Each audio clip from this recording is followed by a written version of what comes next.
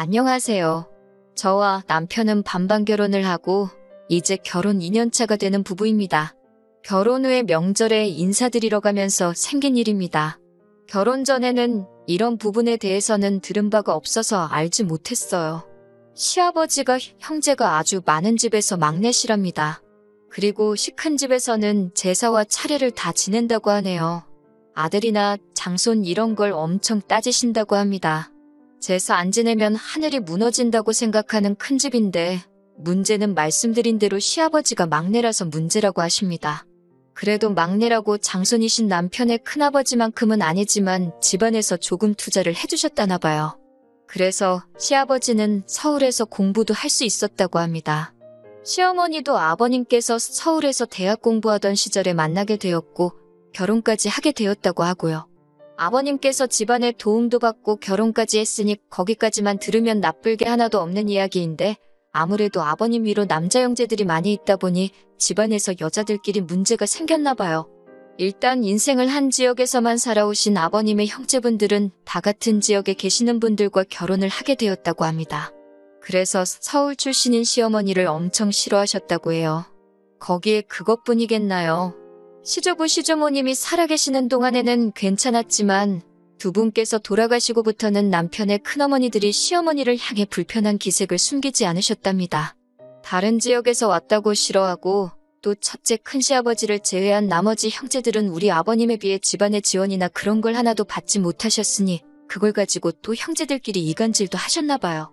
그러면서 명절이나 제사 같은 게 있으면 며느리들이 힘을 합쳐서 우리 시어머니한테만 모든 힘들고 고된 일들을 몰아주고 그렇게 못살게 구셨답니다.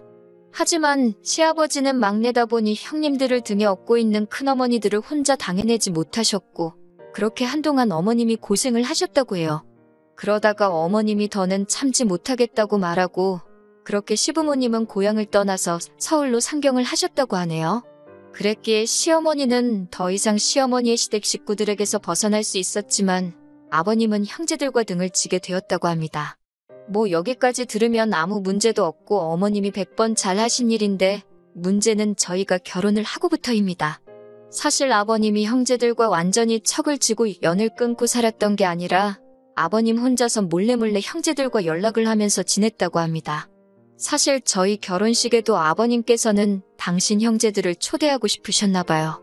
하지만 어머님이 못 부르게 하셔서 못했다고 합니다. 보통 명절에는 시댁이나 친정이나 다 서울에 있다 보니 하루씩 날을 잡아서 양가에 다녀오고 있어요. 나머지 연휴는 집에 돌아와서 쉬고 있고요. 그 외에도 생신이나 어버이날 같이 자잘한 행사들도 챙기고 있습니다.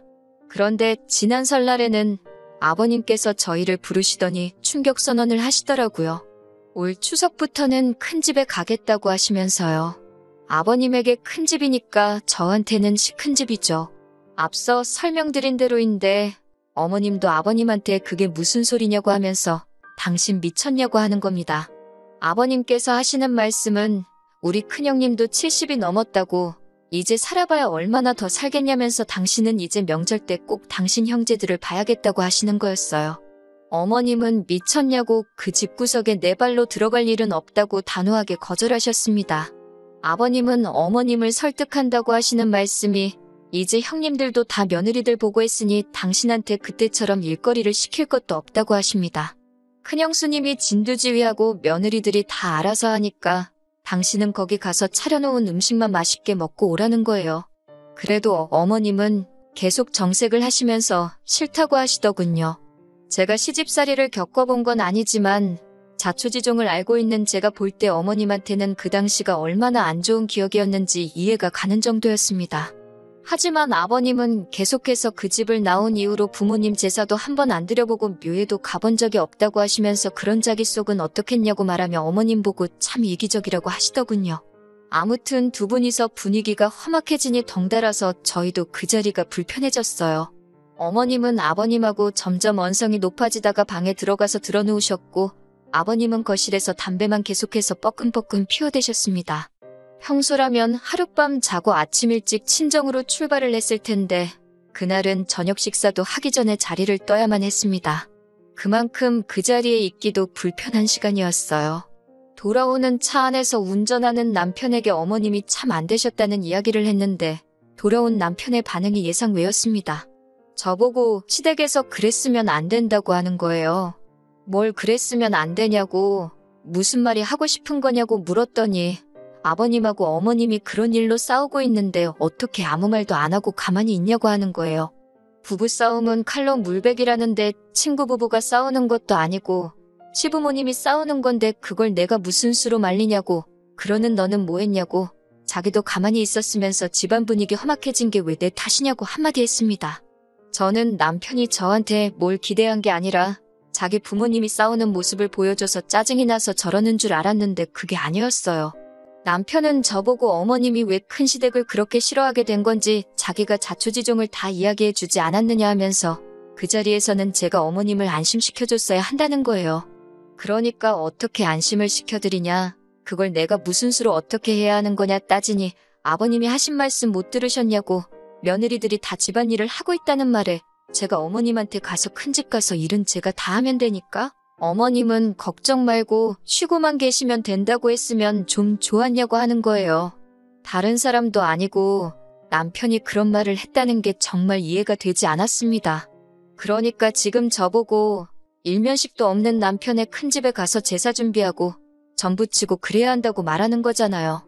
제가 제대로 들은 게 맞냐고 물으니 남편이 자신있게 맞다고 합니다. 그러면서 자기 기분도 제가 이해해줘야 한다는 거예요. 자기도 당당하게 친척형 누나들과 같이 시간을 보내보고 싶다고, 학연지연 혈연이라는데 혹시 아냐고 하면서 나중에 자기 형제들이 저를 도와주게 될 일도 있지 않겠냐고 하는 겁니다. 그러니까 아내인 제가 내조를 해야 하고, 나아가서는 제가 남편의 큰집에 가서 전부치고 제사 준비하면서 고생하는 게 그동안 형제들과 떨어져 지내야 했던 아버님을 위해서 할 수 있는 가장 큰 효도이고, 큰집에 가는 걸 두려워하는 어머님을 위한 효도라고 하는 거예요. 솔직히 진짜 어이가 없었습니다. 솔직히 어머님께서 아버님 말씀대로 앞으로는 큰집에 가시겠다고 결정을 한다고 쳐도 그 집에 제가 따라가야만 하는 무조건적인 이유는 없는 거나 마찬가지잖아요. 그래서 남편한테 어머님 아버님이 거길 가셔도 큰집에 내가 왜 따라가야 하냐고, 전 그러면 너가 친척 형제들한테 언제 도움받아야 할 일이 있을지도 모르니 어머님을 설득해서 큰집에 보내라고 했어요. 저는 빼고 말이죠. 그랬더니 너는 왜 빠지려고 하냐고, 명절날 시부모님이 큰집에 가 계시면 당연히 우리도 거기로 가야 하는 거 아니냐고 하는 겁니다. 나는 일면식도 없는 당신 친척들 사이에서 눈칫밥 먹으면서 일만 하다가 오고 싶지 않다. 맞벌이 하는 것도 힘들어 죽겠는데 연휴라고 1년에 몇 번 있지도 않은 거, 먼 길 가서 일만 더 하다 오고 싶지 않으니 그렇게 가고 싶으면 혼자 가라고. 저는 집에서 쉬겠다고 했습니다. 그러니까 저보고 왜 이렇게 이기적이냐면서 우리 반반 결혼했는데 명절에 시부모님을 안 보겠다고 하는 거냐입니다. 반반 결혼했으니 양가에 똑같이 해야 한다면서 저보고 명절에 시부모님 따라 큰집에 가지 않으면 앞으로 저도 친정에 갈 생각을 하지 말라는 거예요. 그게 공평하다고 하면서 말이죠. 그게 말이냐고 아니면 방구냐고 조금만 생각해서 말하라고 한마디 했습니다. 저도 큰집 있다고, 그런데 나는 어릴 적 이후로 큰집에 다녀온 적도 없고 안 다녀서 별 문제도 없다고 했어요. 반반 결혼했다고 공평한 거 불공평한 거 따지지 말라고, 전 그러면 시부모님이 큰집 다녀오시고 돌아오신 날에 시댁에서 보자고 했습니다. 그러면 친정부모님도 뵙고 시부모님도 뵙고 공평하게 똑같은 거 아니겠냐고 말이죠. 그렇게 말하니까 아무 말도 하지 못하더라고요. 한참 끙끙대면서 아무 말도 못하고 운전대만 잡고 있던 남편이 너는 어쩜 사람이 그렇게 계산적이냐고 하면서 저보고 조금도 손해볼 줄 모른다고 합니다. 아버님이 그렇게 원하고 남편도 그렇게 원하면 조금 손해보더라도 그렇게 따라줘야 하는 거 아니냐고, 그게 며느리고 아내로서 해야 할 도리가 아니냐고 하는 거예요. 그러면서 지금이야 똑같이 반반 결혼해서 이러고 있지만 앞으로 자기가 회사 다니면서 벌어오는 월급은 저보다 더 높아질 것이고, 심지어 저는 아이가 태어나면 회사를 그만둬야 할지도 모르는데 그때 가서도 공평 불공평 이야기를 하겠냐고 하는 겁니다. 자기였다면 친정부모님이 같은 상황이었으면 이것저것 생각 안 하고 다 해드렸을 거라고 하면서요. 진짜 너무 열받아서 운전하고 있는 남편 손목을 꺾어서 핸들을 뒤집어 버릴까도 싶었는데 그러면 저까지 위험하니 그렇게까지 하지는 않았습니다.